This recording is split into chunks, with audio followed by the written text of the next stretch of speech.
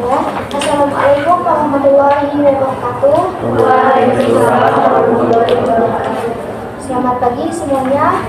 Kami dari kelompok 7 akan mempresentasikan tentang Cognitive Behavior Therapy atau CBT.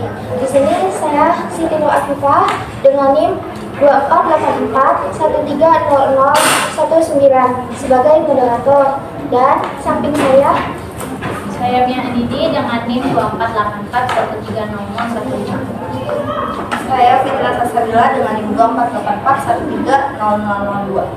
Saya Lulana Taufiliah dengan NIM 2484130017. Untuk materi yang pertama akan dibawakan oleh Caca, yaitu biografi tentang tokoh Cognitive Behavior Therapy. Kepadanya saya kasih. Terima kasih kepada moderator telah memberikan saya kesempatan untuk memaparkan materi biografi tokoh. Tokoh yang kelompok kami ambil yaitu Aaron Clemson Beck atau biasa dipanggil dengan Beck. Beck lahir pada 18 Juli tahun 1921 di Island. Beliau merupakan anak bungsu dari 5 bersaudara. Beliau melanjutkan pendidikannya di Universitas Brown pada tahun 1942. Beliau mengambil jurusan bahasa Inggris dan juga ilmu politik. Kemudian beliau mendapatkan gelar MPD di Universitas Yale pada tahun 1946. Dan pada tahun 1950 beliau menikah dengan seorang yang bernama Phyllis. Dari pernikahan tersebut beliau dikaruniai 4 orang anak, dan salah satu putrinya yang bernama Judith juga mengikuti jejaknya sang ayah, yaitu menjadi seorang terapis perilaku kognitif dan juga menjadi presiden Institut Beck untuk terapi perilaku kognitif. Sekian yang saya dapat sampaikan, saya kembalikan kepada moderator. Baik, terima kasih. Untuk pemateri selanjutnya yaitu pengertian dan pandangan tentang manusia.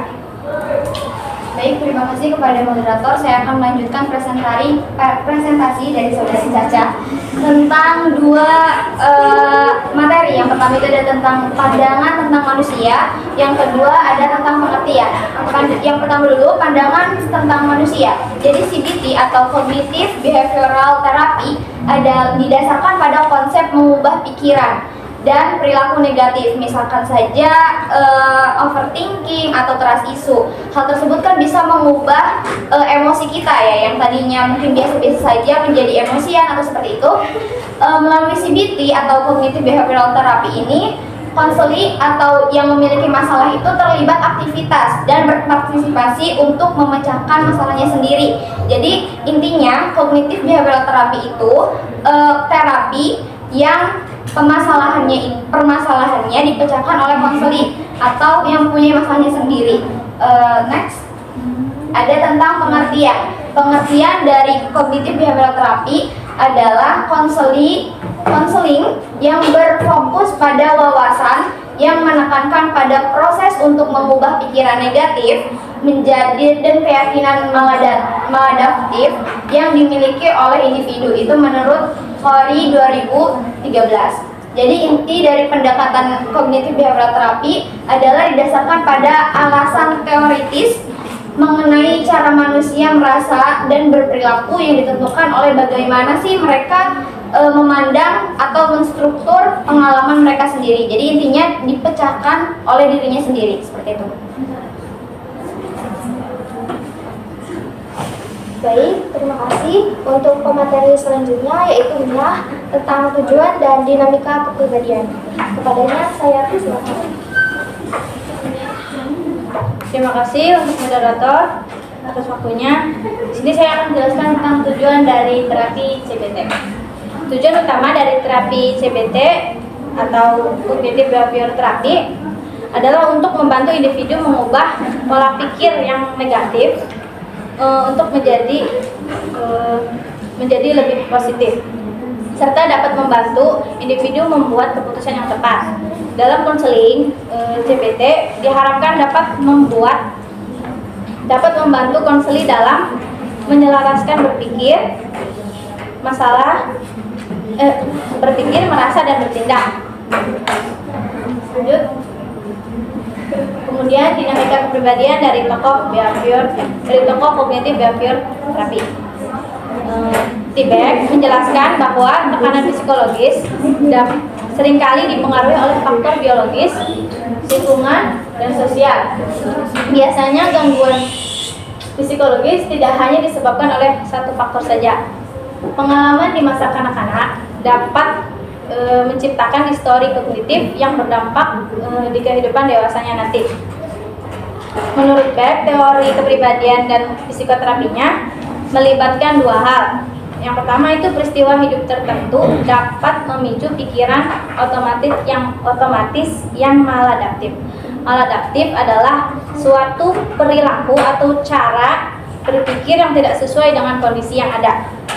Perilaku ini cenderung lebih tidak membantu individu untuk berbaur dalam lingkungan sosial dan justru menimbulkan masalah atau bahkan menghambat kita untuk tumbuh dan berkembang. Yang kedua, contoh perilaku maladaptif itu seperti menghindari situasi yang dapat memicu kecemasan atau ketakutan. Misalnya takut presentasi ke depan karena takut gagal. Terus ada contoh lainnya, menarik diri dari interaksi sosial dan lebih memilih menyendiri. Yang kedua itu perilaku maladaptif lebih berfokus pada menyalahkan diri, terlalu ekstrim dan tidak realistis. Terima kasih, penjelasan dari saya kembalikan kepada materi. Baik, terima kasih. Untuk selanjutnya yaitu kesimpulan yang akan dibawakan oleh diri saya sendiri. Nah, di sini menjelaskan tentang kognitif, yaitu cara berpikir. Nah, CBT sendiri adalah terapi yang dikembangkan oleh Aaron Tebek pada tahun 1960 tentang pembenaran cara pola pikir dari yang negatif ke positif. Nah, awalnya Aaron Tebek sendiri mengembangkan CBT ini hanya untuk mengatasi depresi. Tapi semakin kesini Aaron Tebek sendiri mengembangkan materinya menjadi untuk mengatasi kayak trauma, terus trust issue seperti teman saya yang bilang tadi, terus kayak pembenaran hubungan gitu.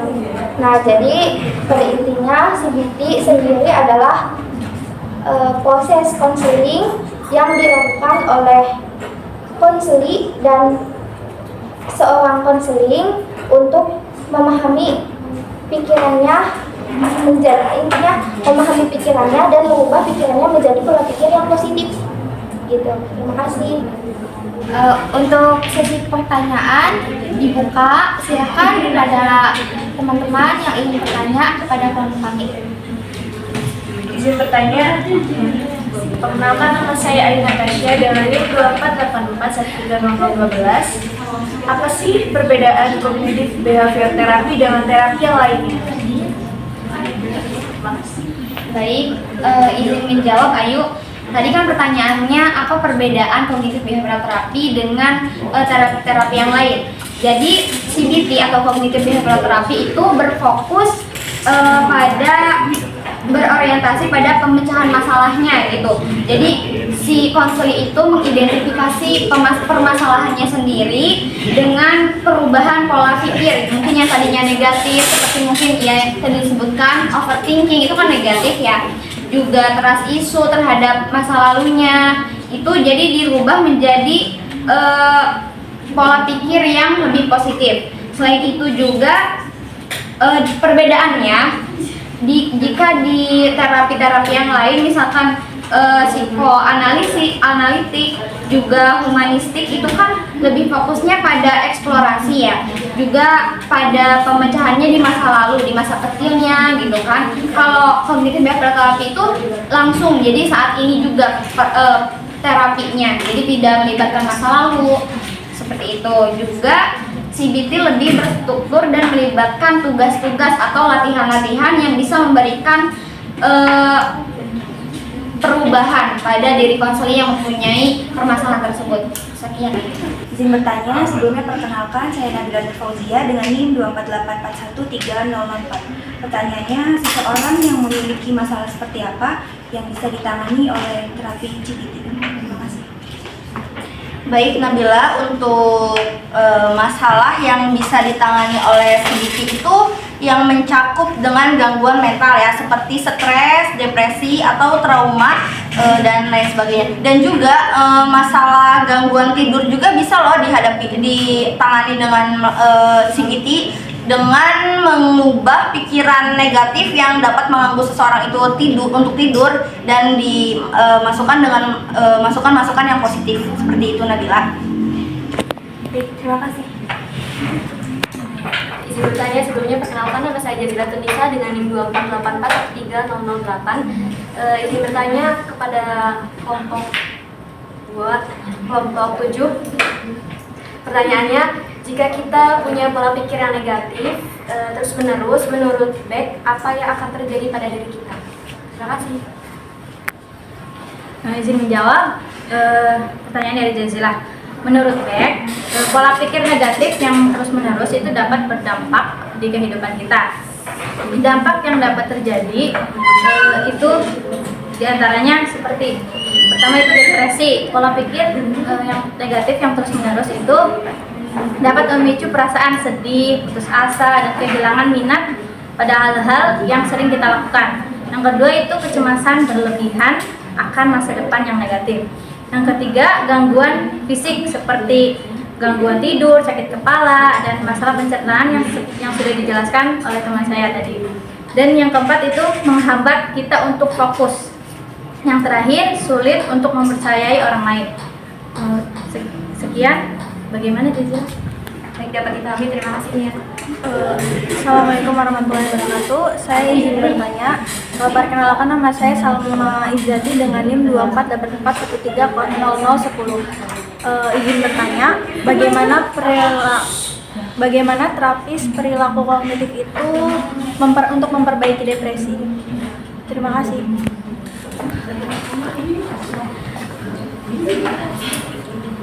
Oke, Salma izin menjawab. Untuk dapat memperbaiki depresi dengan CBT itu, yang pertama konseli bisa disadarkan pikiran-pikirannya, dan yang kedua itu bisa kayak diajarin gimana cara-cara berpikir. Maksudnya yang poin pertama tadi, misalkan kita tuh lagi ngerasa nggak berharga, nah terus kita datang nih ke konseling. Nah, sama konseling itu selama prosesnya nanti orang yang depresi itu bakal disadarin pikiran-pikirannya. Kayak kamu tuh lagi berpikir negatif, kamu tuh lagi punya pikiran yang buruk gitu.